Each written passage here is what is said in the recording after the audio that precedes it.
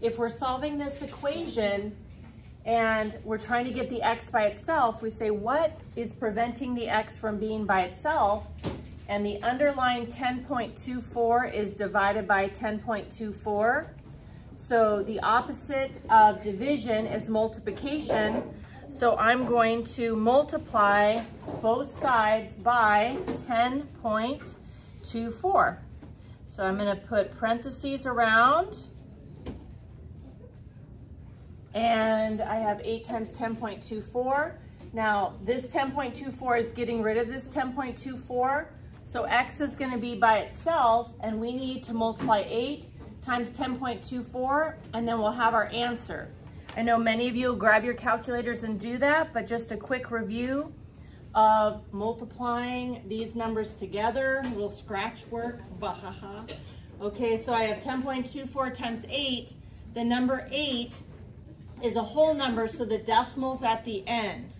When you multiply decimals together, you don't have to line up the decimals, okay? At the very end, you count how many numbers are after the decimal point.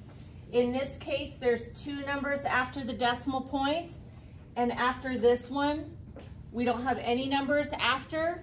So 2 numbers after plus no numbers after is 2 numbers total, and we will eventually move the decimal backwards twice.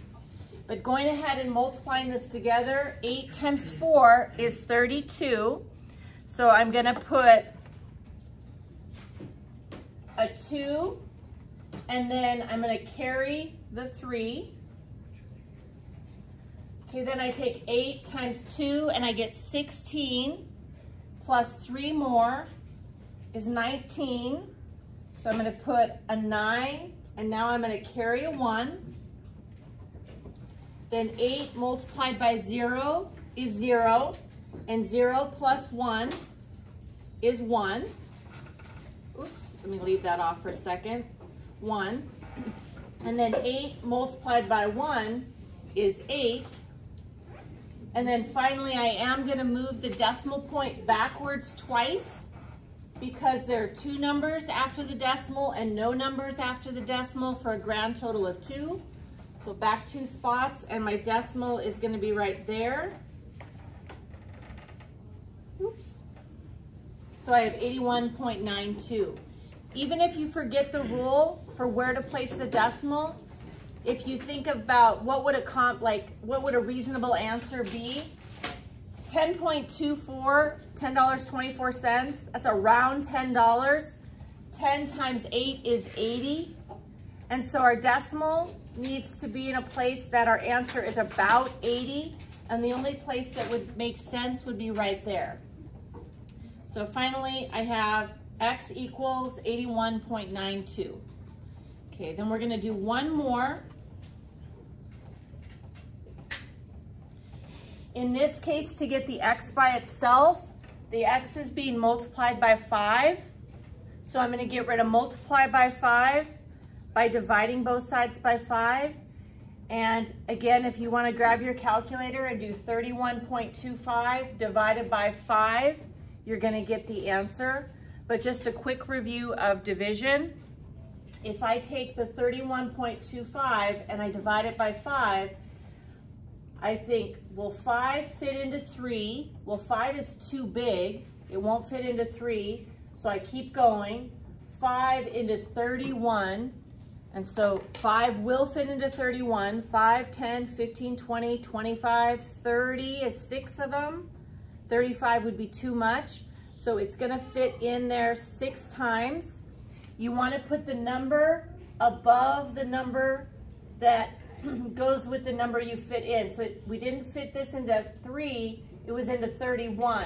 So the 6 goes above the 1. Now that we have how many times it fits in, we multiply. So 6 multiplied by 5, and we write that there. That's 30. I'm going to draw my line and subtract.